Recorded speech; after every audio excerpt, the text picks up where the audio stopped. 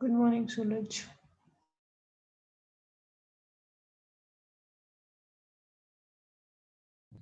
Good morning, ma'am.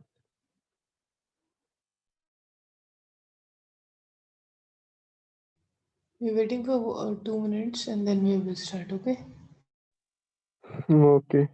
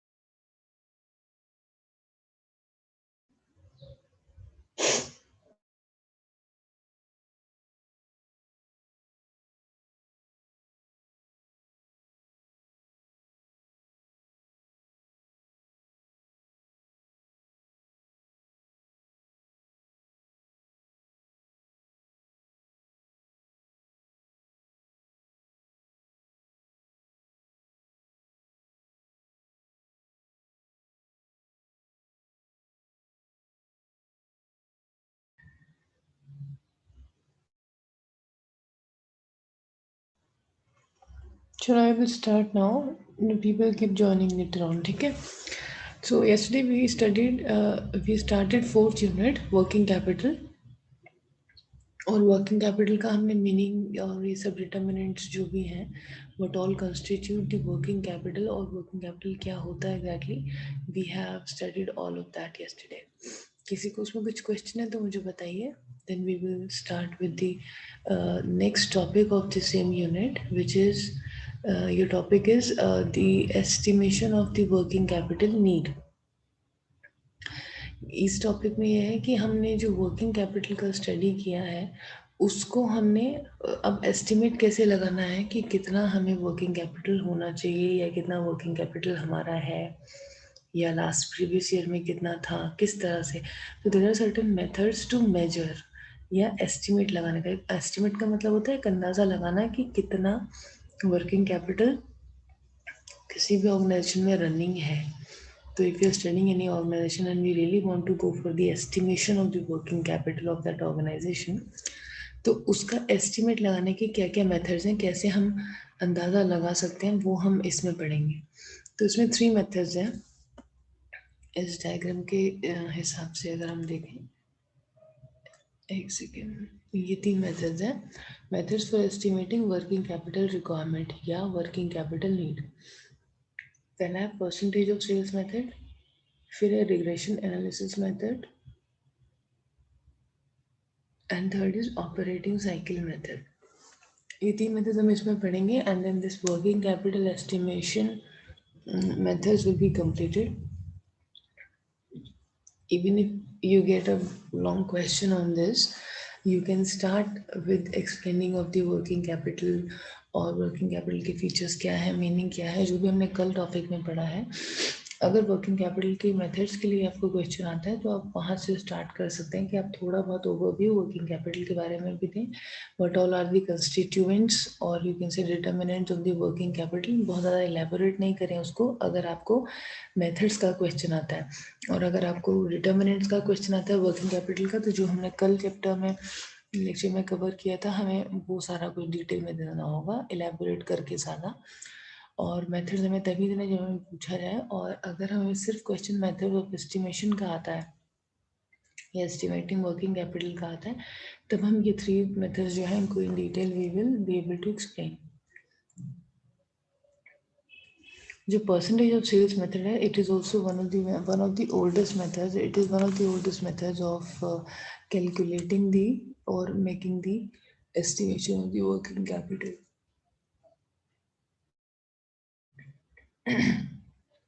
जैसा कि name ही suggest करता है, परसेंटेज ऑफ सेल्स मेथड, हम इसमें एक फिक्स परसेंटेज देखते हैं प्रीवियस 5 ईयर्स की, कि कितना परसेंटेज टोटल जो है हमने अपना मतलब सेल्स का वर्किंग कैपिटल कितना रखा है पिछले सालों में।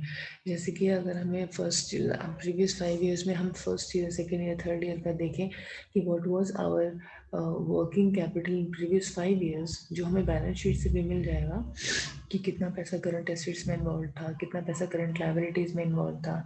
Current assets minus current liabilities करेंगे तो वो हमारा नेट वर्किंग कैपिटल आ जाएगा।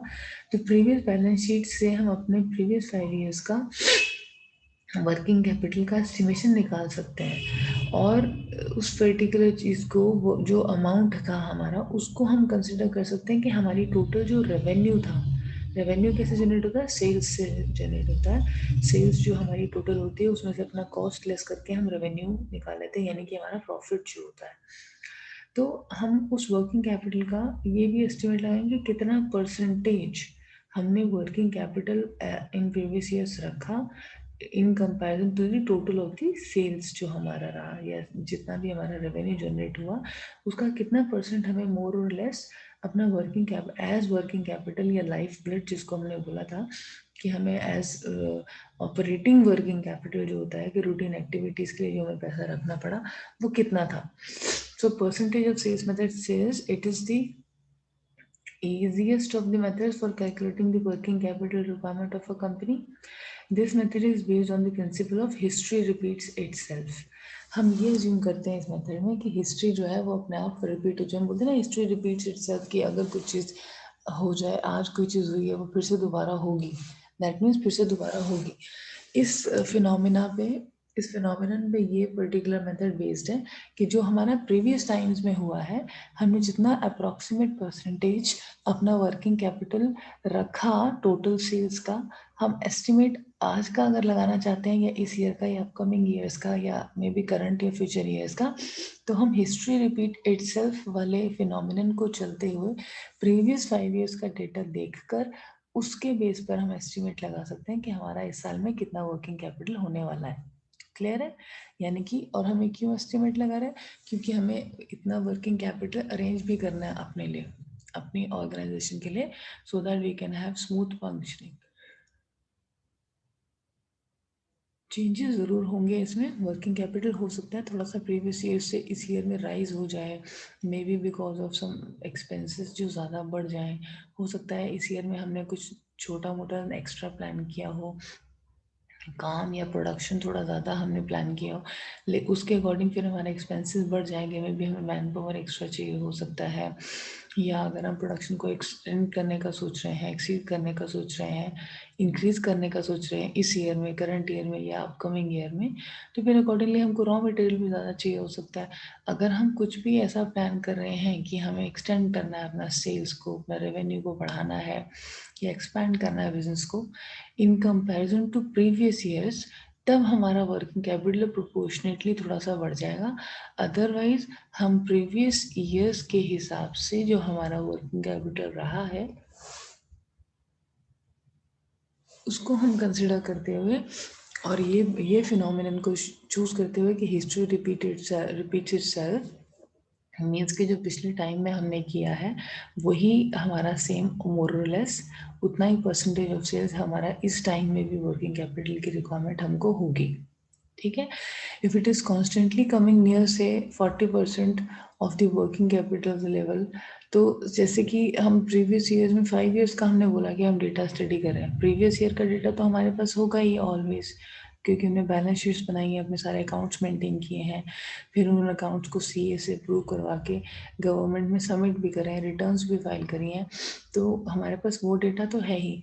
तो अगर हम वो देख रहे हैं कि 5 ईयर्स में कॉन्स्टेंटली मोर और लेस एक परसेंटेज हमको मिल रहा है कि इतना परसेंटेज हमने सेल्स का अपनी वर्किंग कैपिटल में लगाया था, जैसे कि सपोज हमारी टोटल सेल्स 1 लाख की हुई है या 1 लाख करोड़ की हुई है वटेवर, तो उसका हमने वर्किंग कैपिटल जो फ्लोट कर रहा था हमारा, मे बी जो capital in the form of cash या बैंक या ट्रांजेक्शन्स हो रही थी पिछले 1 साल के पीरियड में, अगर हम एस्टिमेट लगाते हैं और वो 1 लाख की जगह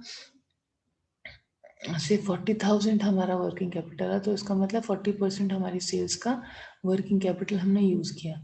और अगर वो सारे ईयर्स में सेव रहा है,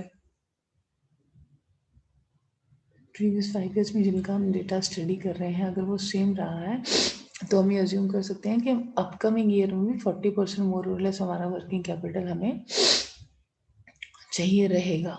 तो अगर हम अपनी सेल्स को इस ईयर में बढ़ाना चाहते हैं in comparison to previous years, तो हम फिर वर्किंग कैपिटल को भी जो इस ईयर की हमारी सेल्स होंगी मोर और लेस 40% या 41-42%, थोड़ा सा और सेफर साइड पे लेके मे बी 45% हम अपना एस्टिमेट लगा सकते हैं कि हमारा वर्किंग कैपिटल इस ईयर में ये होने वाला है।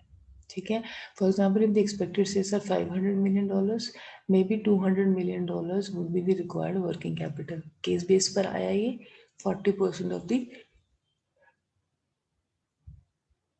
जो हमारी प्रीवियस ईयर्स में सेल्स हमने रखी हैं उसके हिसाब से कि हमारा इस ईयर में जो एक्सपेक्टेड सेल्स है, और अगर इस ईयर में एक्सपेक्टेड सेल्स प्रीवियस ईयर से हम ज़्यादा रख रहे हैं, जैसे 5 की जगह $600 million रख रहे हैं या कुछ भी रख रहे हैं, तो उसका 40% करके फिर हम अकॉर्डिंगली वर्किंग कैपिटल को 200 से रेज कर देंगे। 40% ऑफ 6 वुड बी $240 million हो जाएगा फिर। ठीक है। The advantage of this method is that it is very simple to understand. एक तो उसका एडवांटेज है कि बहुत सिंपल अंडरस्टैंड करने के लिए सिंपली हमको एक परसेंटेज डिनोट हो जाएगा अपने प्रीवियस 5 ईयर्स के डेटा से, और हम वही परसेंटेज सिमिलर अपने अपकमिंग टाइम में जो हमारा सेल्स का है एक्सपेक्टेड, उसका हम उतना परसेंटेज अपना वर्किंग कैपिटल का एस्टिमेट इजली निकाल सकते हैं। कोई बहुत डिफिकल्ट फॉर्मूलेज इसमें नहीं है, तो this is easy to calculate. But क्योंकि ये बहुत पुराना और ओल्डेस्ट फार्मूला है, इसमें कुछ चीज़ें हैं जो हम टाइम के साथ साथ हमारे टाइम के साथ चेंज हुई हैं, बट फॉर्मूले में या इस मेथड में कोई चेंज नहीं हुआ, क्योंकि मेथड बहुत पुराना था और पुराने टाइम में यूज़ होता था। तो उसके कुछ डिसएडवांटेजेस भी हैं। डिसएडवांटेज एक तो यही हो जाएगा कि जो भी हम एज्यूम करते हैं, हम अजम्पशन कुछ भी अगर लगाते हैं, तो अजम्पशन लगाना हमारे लिए थोड़ा डिफिकल्ट होता है कि वो रियलिस्टिक हो। Hold on please.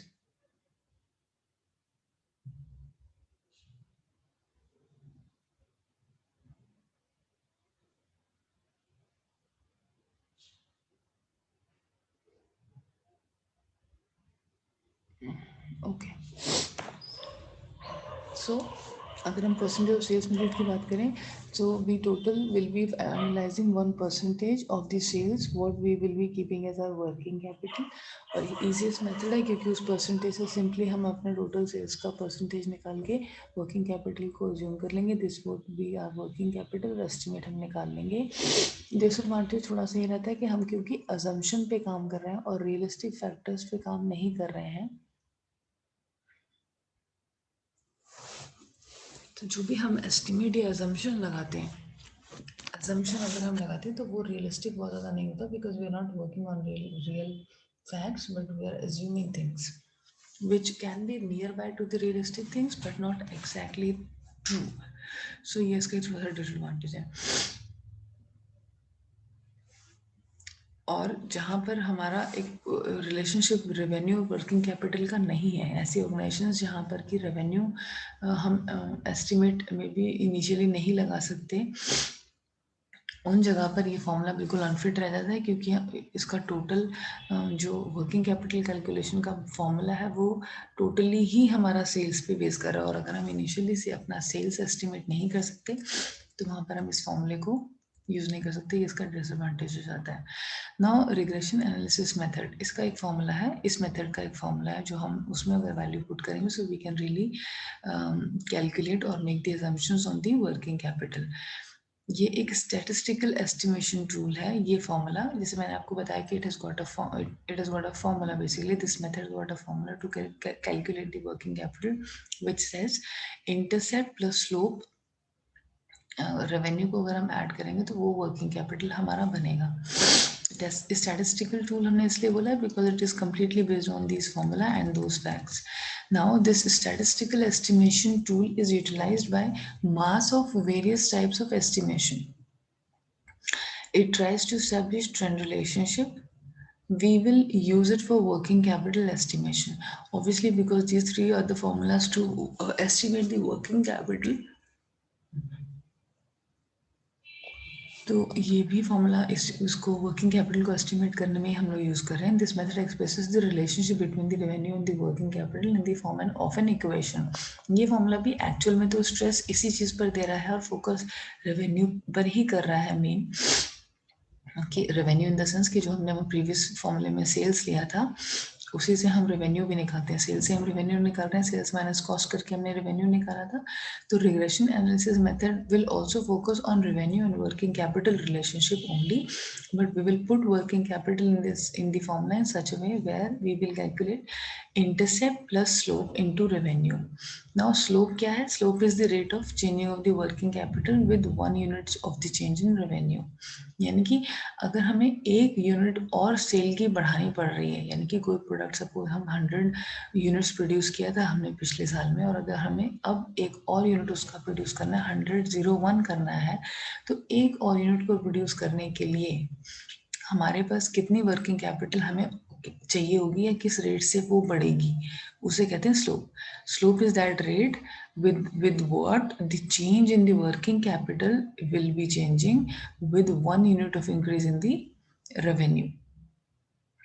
ठीक है, तो हम इंटरसेप्ट में स्लोप को ऐड कर रहे हैं। स्लोप वो रेट हो गया बेसिकली जिस रेट से हम अपना वर्किंग कैपिटल को चेंज कर रहे हैं रेवेन्यू को चेंज करने के लिए। Now intercept क्या है? Is the point where regression line and the working capital axis meets. ठीक है, तो इंटरसेप्ट प्लस स्लोप कर रहे हैं एंड देन इनटू रेवेन्यू हम करेंगे। बहुत ज़्यादा हम स्टैटिस्टिकल की डिटेल में इस फॉर्मूले में इसलिए नहीं जा रहे हैं, just we can have the normal, you can say the easy figures and we can put that in the formula. Imaginary कुछ भी हम फिगर्स डाल के इस फॉर्मूले में पुट करके we can just show that what exactly would be the working capital, because working capital estimation ही हम पढ़ रहे हैं, तो कैसे निकलेगी वो हम कर देंगे, लेकिन बहुत ज़्यादा डिटेल में हम इसको नहीं इतना ज़्यादा स्टडी कर रहे हैं। We just have to show that how we can calculate the working capital. Now हमने स्लोप समझ लिया है, हमने इंटरसेप्ट समझ लिया है, और revenue we know that revenue is equal to total sales से जितना पैसा हमारा आता है या हम एस्टिमेट लगा रहे हैं कि हमारी सेल्स इस साल में इतनी होने वाली है। Obviously whenever any year starts, year in the sense कोई भी फाइनेंशियल ईयर अगर स्टार्ट हो रहा है तो कंपनी अपना बिजनेस प्लान कर लेती है कि इस ईयर में हमने ये प्लानिंग करनी है, मंथ ऑन मंथ हमने इतना सेल्स करना है, क्वार्टरली हमारा इतना बेनिफिट होना चाहिए, फिर हमारा नेक्स्ट क्वार्टर वाइज मतलब 4 क्वार्टर्स होते हैं एक साल में, इतना इतना हम अचीव करेंगे, और अब towards the end of the year हमारा टारगेट ये है कि हम टॉप लाइन हमारा ये है, बॉटम लाइन हमारा ये है कि हम इतना सेल करने वाले हैं। तो हमें इनिशियल एस्टिमेशन सेल्स का तो होता ही है, और कॉस्ट हम अपनी ऑलरेडी निकाल रहे हैं। Whenever we are producing anything we know that what cost is involved in producing 1 unit of what we are producing. तो कॉस्ट हम सेल्स माइनस कॉस्ट करेंगे, that will be our revenue. Revenue हमारा third point है इस फॉर्मूले में जो हमें रखना है वैल्यू। तो revenue will be sales minus cost, उससे हम मल्टीप्लाई कर देंगे whatever will come through intercept plus slope. ठीक है, तो वर्किंग कैपिटल असम्पशन हम लगाएं किसी भी फर्म का, so these can be the imaginary figures which we think, and accordingly we can just show that okay, any organization which has got the intercept some value plus slope means whatever rate can be 46% or whatever rate it is, and if we'll multiply that with revenue, the 200 या $200 million है या $1 million or whatever revenue we will multiply, we will be able to get the working capital through regression analysis method. And the last method is operating cycle method.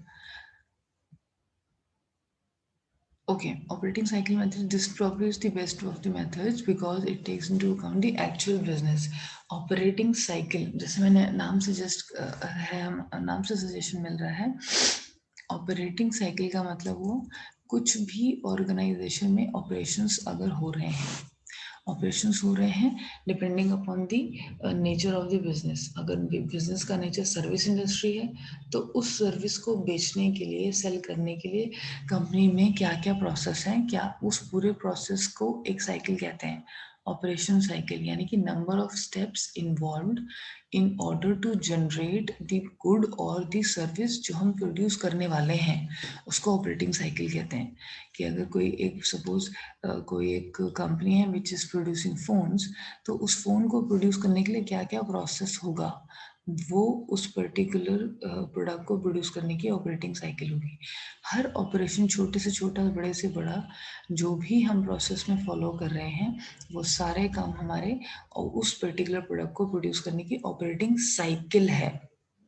तो operating cycle method क्या कहता है कि this method takes into consideration the actual business, क्योंकि business में actually में operating cycle में क्या क्या एक्टिविटीज इन्वॉल्व हैं, वो एक्चुअल बिजनेस को हम इस पर्टिकुलर फॉर्मूले में एजम्पशन के ऊपर ना जाके एक्चुअल बिजनेस में क्या होने वाला है, हमारी इंडस्ट्री में क्या सिचुएशन है, उसको हम कंसिडर करते हैं. तो इसलिए ये सबसे ज़्यादा रियलिस्टिक फॉर्मूला हुआ और सबसे ज़्यादा बेस्ट फॉर्मूला हुआ. कि अगर आपको एक क्वेश्चन एमसीक्यू में आता है कि विच इज़ द बेस्ट और the most realistic formula of estimating the working capital, then the answer will be operating cycle method. क्यों? क्योंकि ये रियलिस्टिक और ये एक्चुअल बिजनेस पर बेस्ड है और उसको कंसिडर कर रहा है रादर देन अजम्पशंस. जैसे कि हमारा सेल्स परसेंटेज मेथड कर रहा था कि हमें अजम्पशन लगाना है पिछले वाले 5 ईयर्स के डेटा को देख के. ये मेथड रियलिस्टिक पे काम करेगा. A general rule can be stated in this formula. Now, longer the working capital operating cycle, higher would be the requirement of the working capital. Obviously, अगर हमारा ऑपरेटिंग साइकिल लंबा है, यानी कि हमारा प्रोडक्शन प्रोसेस लंबा है, बहुत सारे स्टेप्स इन्वॉल्व हैं, रॉ मटेरियल प्रोक्योर करना है, फिर वर्क इन प्रोग्रेस का हमारा जो प्रोसेस है वो बहुत लेंदी है, हमारा फैक्ट्री में जो प्रोडक्शन हो रहा है उसका प्रोसेस बहुत लेंदी है, मशीनरीज बहुत ज़्यादा टाइम ले रही हैं प्रोड्यूस करने के लिए, या अगर हम मैनुअल काम कर रहे हैं तो उसमें बहुत ज़्यादा टाइम अगर हमें लग रहा है. जितना भी लेंदी होगा प्रोसेस, ऑपरेटिंग साइकिल यानी कि हमारा जितना लेंदी होगा उतना ज़्यादा हमको पैसे की ज़रूरत पड़ सकती है. तो वर्किंग कैपिटल यानी कि हमारा हायर होगा.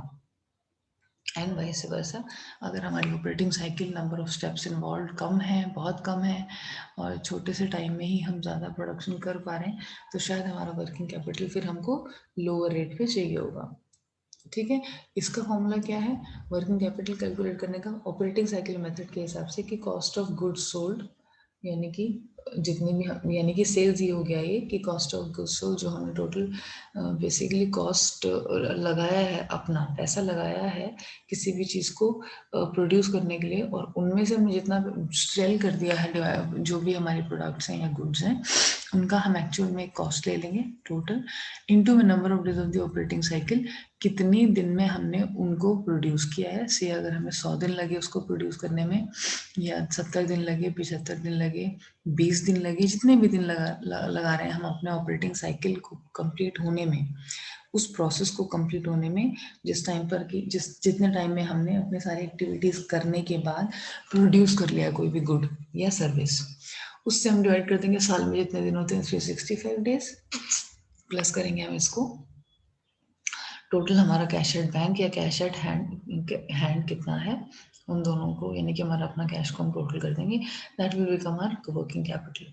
So if the cost of the goods sold suppose is $35 million या 35 million rupees या 35,000 rupees, कुछ भी आप एस्टिमेट लगा सकते हैं एग्जाम्पल के तौर पे, और ऑपरेटिंग साइकिल ने हमें 75 डेज लिया या 70 डेज लिया या 300 डेज लिया, जितना भी टाइम लिया एक साल में एक फाइनेंशियल ईयर की जब हम बात करें तो वो हमने अजम्पशन किया और हमारे पास जो बैंक में पैसा है ये सब करने के बाद वो $1.25 मिलियन है, या 1.2 मिलियन 25 lakhs लिख सकते हैं आप, कुछ भी अमाउंट आप डाल सकते हैं। तो वर्किंग कैपिटल क्या हो जाएगा 35 × 75 डिवाइडेड बाई 365, बॉड मास लगा के आप ये सिंपल कैलकुलेशन कर लीजिएगा। सिंपल कैलकुलेशन में प्लीज़ कोई गलती ना हो। You can again I am telling you that you can carry the calculator. Financial management में अगर आप किसी भी मेथड को या किसी कहीं पर भी कुछ भी फॉर्मूला स्टैटिस्टिकल कोई भी फॉर्मूला से अपना मेथड को या अपने आंसर को सपोर्ट करने की कोशिश करें तो इमेजिनरी कुछ ना कुछ फिगर्स आपको उस फॉर्मूले में डालकर दिखाना ही होगा। बेसिक मैथमेटिकल चीज़ गलत नहीं हो जाए उसकी वैल्यू को निकालने में, ये आप ध्यान रख लीजिए। फिगर्स आप ज़रूर कुछ भी लिख सकते हैं, 35 की जगह 30 हो सकता है, 3 हो सकता है, 300 हो सकता है, कुछ भी हो सकता है। बट ये मल्टीप्लिकेशन और एडिशन जो सिंपल बॉड मास मैथमेटिकल फॉर्मूला कह रहा है उसके हिसाब से वो गलती आप नहीं करते, ये आप प्लीज चेक कर लीजिएगा। कहीं पर भी आप किसी भी यूनिट की किसी भी क्वेश्चन की हम बात करें, हमने कितना कुछ मेथड्स में फॉर्मूले स्टैटिस्टिकल फॉर्मूले लगाकर हमने बहुत सारे टॉपिक्स में पढ़ा ही है। तो ज़रूरी नहीं कि जो आपने जो नोट्स में फिगर्स हैं आप एग्जैक्टली वही याद करके जाएं, आप कुछ भी अपने फिगर्स इसमें डाल सकते हैं, बस आपको थोड़ा सा मैथमेटिकली करेक्ट भी होना है। ठीक है। So in this method each component can also be calculated and basically it shows us the bifurcation that what exactly can be our working capital और cash inventory भी हम इसको एक नाम बोल सकते हैं। ठीक है। This topic is completed basically. Now हमारे पास 3 चीज़ें बचती हैं हमारे सिलेबस में, which is management of cash, management of inventory, inventory का मतलब होता है स्टॉक, और मैनेजमेंट ऑफ रिसीवेबल्स। ये 3 चीज़ों को हम कैसे मैनेज करेंगे एज द फाइनेंशियल मैनेजर। ये 3 चीज़ों का मैनेजमेंट भी एक एफएम का ही रोल होता है एक ऑर्गेनाइजेशन में। मैनेजमेंट ऑफ कैश अगर मैं करती हूँ, आपको मेरा न्यू स्क्रीन दिख गया होगा।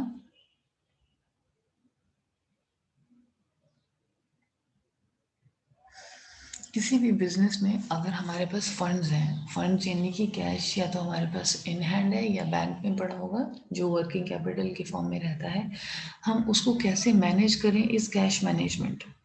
हम फालतू में कुछ भी चीज़ कहीं पर भी एक्स्ट्रा स्पेंड नहीं कर दें जिसकी रिक्वायरमेंट नहीं है या टाइमली रिक्वायरमेंट भी नहीं है। फॉर एग्जांपल अगर हमें कोई काम करना है, बिजनेस में कोई एक्टिविटी होनी है, लेकिन वो चीज़ 2 मंथ्स के बाद हो सकती है और 2 मंथ्स के बाद होने से कोई इफेक्ट नहीं पड़ेगा, तो वो एक्टिविटी 2 मंथ्स के बाद ही होनी चाहिए। आज आज हम उस पर स्पेंड करके 2 मंथ्स का अपना जो इंटरेस्ट हम अर्न कर सकते थे या कुछ भी कर सकते थे, वो चीज़ हमें वेस्ट नहीं करनी है। यही हमारा कैश मैनेजमेंट में कंसिडर होता है कि cash management basically refers to the collection, handling, control and investment of the organisational cash and cash equivalents.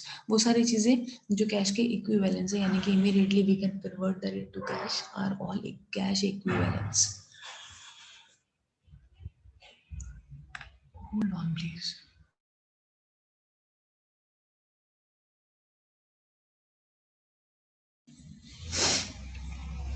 So cash management basically refers to all the actions or all the actions you can say which are taken by the financial manager in order to utilize the cash in the best possible manner, cash या cash equivalents, so that optimum utilization हमारे cash का हो रहा है और wastage नहीं हो रहा है।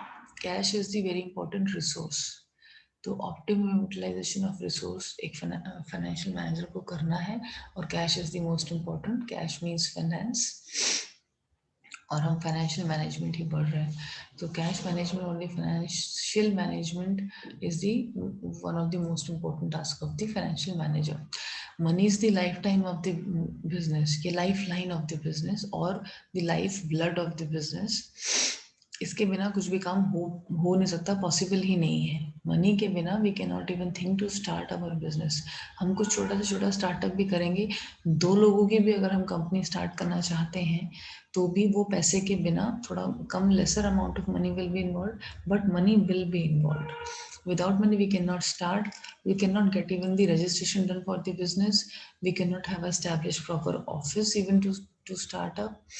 So money is the uh, you can say blood of the business or the lifeline of the business, and therefore its management, optimum management और the utilization is very very important कि इसका wastage नहीं हो जाए। कोई भी वो activity जिसको हम थोड़े टाइम के लिए भी डिले कर सकते हैं और हमारे बिजनेस पर इम्पैक्ट नहीं हो रहा है, उसका नेगेटिव इम्पैक्ट नहीं हो रहा है, तो हमें कैश को इस तरह से मैनेज करना है कि हमें उसको वेस्ट नहीं करना है एंड ऑप्टिमम यूटिलाइजेशन करना है। ठीक है, therefore it is essential to maintain a sound cash flow position in the organization। हमने बहुत बार ऐसा देखा कि फाइनेंशियल मैनेजर्स जो होते हैं या बिजनेस जो भी होता है, जितना डिले हो सकता है कैश को देने में या किसी की पेमेंट करने में, लोग उतना डिले करते हैं। वो इसीलिए करते हैं क्योंकि कैश जितना इन हैंड रहेगा उतना ज़्यादा उनका प्रॉफिट है। कैश इन हैंड होना is itself a profitable thing. Why? Because we are at least earning something on that cash। चले जाएगा आज के आज ही तो फिर तो उसके ऊपर कुछ अर्न हो ही नहीं रहा, कोई और इन्वेस्टमेंट के थ्रू हम उसको अर्न नहीं कर सकते हैं। एंड अगर हमारे पास कैश है तो we are somehow safer in the form that कि हमारे पास अगर कैश है तो अगर हमें कुछ चीज़ें से पेबल करना भी है, पेमेंट्स करनी है, बिल्स पेबल्स हैं, जो हमारी करंट लाइबिलिटीज़ हैं, उनको हम इमीडिएटली आज अगर हमें ड्यू हो रहा है कुछ भी पेमेंट, तो we can do it if we will have it in our hand. ठीक है, any amount which company has the power और is earn however it is not received outstanding is expected to be received in future is known as receivables. Receivables कौन से क्या हो गया कि वो कुछ भी पैसा जो कि हमारा पैसा है, हमने उसको अर्न कर लिया है एज एन इनकम, बस हमें मिलना बाकी है। जैसे कि सपोज आज फिफ्थ डेट है, ठीक है, and I am working in an organisation, for example you are working in an organisation as an employee. 5 days का हमने पैसा अर्न तो कर लिया, काम कर लिया 5 दिन का, तो वो 5 दिन का पैसा तो हमको मिलेगा ही ना, हमने अर्न कर लिया अपना एज अ सैलरी और वट, लेकिन हमें मिलेगा नहीं वो हर एवरीडे तो मिल नहीं रहा, मंथ में एक ही बार मिलेगा। तो वो मिलने का टाइम जो है, रिसीवेबल जो होगा, वो हो सकता है हमको आफ्टर 25 डेज या आफ्टर 30 डेज हो, लेकिन हमने उसको आज तक में अर्न कर लिया। So that is something which we have earned and we are expecting to get the same amount और earn the same amount in future. Earn in the sense कि receive the same amount in future. वो क्या होता है, हमारा outstanding receivables होता है, इसको हम रिसीवेबल्स बोलते हैं। बिल्स रिसीवेबल्स भी, जैसे मैंने कल आपको बताया था कि हमारे करंट एसेट्स होते हैं। कोई भी एक बिल या कोई एक डॉक्यूमेंट जो कि एक हमें कॉन्फर्मेशन देता है कि इतना अमाउंट हमको फ्यूचर में रिसीव होने वाला है, फिर due date and this much amount whatever, तो वो पर्टिकुलर डॉक्यूमेंट हमारा एसेट इसलिए हुआ क्योंकि उसके अगेंस्ट हमें पैसा मिलने वाला है। ठीक है, any organisation must manage its receivables to maintain the surplus cash inflow. Surplus cash inflow क्या होता है, बहुत बार ये होता है कि हमें जितनी रिक्वायरमेंट है ना कैश की, उससे ज़्यादा हमारे पास कैश अगर अवेलेबल है, that situation is surplus cash inflow. हमने एक्सपेक्ट किया था हमें पेमेंट्स मिल जाएंगी नेक्स्ट मंथ तक, अगर हमें इसी मंथ में कुछ पेमेंट्स मिल गई जो अनएक्सपेक्टेड थी, हमारे पास इस मंथ में कैश इनफ्लो सरप्लस हो जाएगा। तो इस चीज़ को भी हमें मैनेज करना चाहिए। अगर हमारे पास एक्स्ट्रा कैश आ गया और अनएक्सपेक्टेड कुछ कैश आ गया जो रिसीवेबल्स नेक्स्ट मंथ में होने थे, अभी हो गए या 10 दिन पहले हो गए या आज 2 दिन पहले हो गए, व्हेनेवर, तो दो surplus thing we should also be knowing how to manage. It is not that अगर ज़्यादा पैसा है तो हमने कुछ एक्स्ट्रा ज़्यादा कर दिया, ठीक है, हमें मिल गया तो हमने इधर दे दिया। No, we can maybe put this same amount in our bank and we can make the payments accordingly as per our due dates। इसलिए नहीं कि हमें पैसा जल्दी कहीं से मिल गया तो हम भी जल्दी पेमेंट कहीं कर दें। हम अपने ड्यू डेट्स और प्रोसेस के हिसाब से अपना कैश को मैनेज करें, और जो सरप्लस है उससे हम कोशिश करें कि हम बैंक से अगर कुछ इंटरेस्ट अर्न कर सकते हैं या कुछ भी ऐसा हम उस छोटी टाइम के लिए इन्वेस्टमेंट अगर करके उससे कुछ अर्न कर सकते हैं कैश से, so that basically is called our surplus cash management। ठीक है, the cash receivables must be planned in such a way that the organization can release its debts quickly and should also allow a short credit to the debtors. अपने debtors को हम कुछ credit और में भी दे सकते हैं, या कुछ एक अमाउंट, सपोज हमारे पास अभी इतना हमारी सिचुएशन नहीं थी कि हम अभी अपने और क्रेडिट पर कुछ और सामान बेच सकें, मे बी हम सेल कुछ और ज़्यादा उधार में कर सकें, बट इस सरप्लस के हिसाब से ये हो सकता है कि शायद अब हमारे पास इतना ऐसी सिचुएशन है कि अब हम और ज़्यादा क्रेडिटर्स अपने डेटर्स सॉरी हम अपने बढ़ा सकते हैं, यानी कि थोड़ा सा भी और हम अपना सामान क्रेडिट पर बेच सकते हैं. We can take a risk to sell the things on credit and मतलब हमारा प्रोडक्ट तो आज चला जाएगा, गुड तो आज चला जाएगा, हमने बेच दिया एक तरह से, और वो पैसा हमारा फ्यूचर में आएगा, तो एक तरह से हमने अर्न कर लिया, but we are expecting to receive the payment against that may be after some time. So इसका मतलब ये कि शॉर्ट क्रेडिट हम अपने डेटर्स को दे देना, इसका ये मतलब है कि हम शायद थोड़ा सा और अपना क्रेडिट पर सामान बेच सकते हैं and we can expect the same payment in future. और अगर हमें इमीडिएटली अभी नहीं, क्योंकि बहुत सारे ऐसे कस्टमर्स हमारे पास होते हैं हमारे ही बिजनेस में जो कि हमारे प्रोडक्ट को खरीदना चाहते हैं, मगर उनके पास आज पैसा नहीं है, वो बोल रहे हैं हम 1 मंथ के बाद शायद अरेंज कर पाएंगे पैसा. तो इट इज अगर हमारे पास है ऐसा स्कोप है कि हम उनको वो प्रोडक्ट आज दे सकते हैं और पैसा हम नेक्स्ट मंथ या वट एवर डेफर्ड टाइम में हम वो ले सकते हैं, तो we can do it so that हमारा सेल कंफर्म हो गया कि हमने अगर प्रोडक्ट बेच दिया, किसी ने प्रोडक्ट ले लिया हमारा, तो पैसा तो उसे हमें देना ही पड़ेगा. हमने आज फ़ोन ले लिया तो obviously will be able to make the payment to the company, maybe credit पर भी लिया है अगर हमने, तो हम चाहे EMIs में दें, इंस्टॉलमेंट्स में दें, हमें देना होगा ना. बट अगर हमने वो चीज़ नहीं खरीदी सपोजडली और हम सोच रहे हैं जब हमारे पास पैसा आएगा नेक्स्ट मंथ में we will be buying as buyer, अगर हम सोचें तो हो सकता है नेक्स्ट मंथ के बाद हमें या तो कोई और ऑप्शन मिल जाए, हम उस प्रोडक्ट को खरीदें ही नहीं, हमारा माइंड चेंज हो जाए या टेस्ट चेंज हो जाए या रिक्वायरमेंट ही चेंज हो जाए, तो फिर वो सेल होगा ही नहीं. So in the same fashion business क्या करता है कि अगर उनको लगता है कि कोई भी प्रोस्पेक्टिव कंज्यूमर हमारा है जो कि आज में हमारा प्रोडक्ट खरीदने के लिए रेडी है और हम उसको उधार में दे सकते हैं, तो हम उसको वो देना चाहिए, सो दैट हमारा एक तरह से जो अर्न करना है वो हमारा फिक्स होगा कि we will now be earning. And in any case if the consumer changes his mind of not buying the product, तो वो नहीं होगा क्योंकि बाय तो उसने हमसे अभी कर ही लिया है प्रोडक्ट. पेबल्स कैश मैनेजमेंट, अच्छा ये था receivables cash management, payables cash management. Although receivables management हम बाद में पढ़ेंगे डिटेल में, बट जहाँ पर क्योंकि हम कैश मैनेजमेंट पढ़ रहे हैं, तो अगर रिसीवेबल्स कैश में हो रहा है और अगर तो पेबल्स भी कैश में हो रहा है, तो ये हम कैश मैनेजमेंट के अंडर दिखा रहे हैं.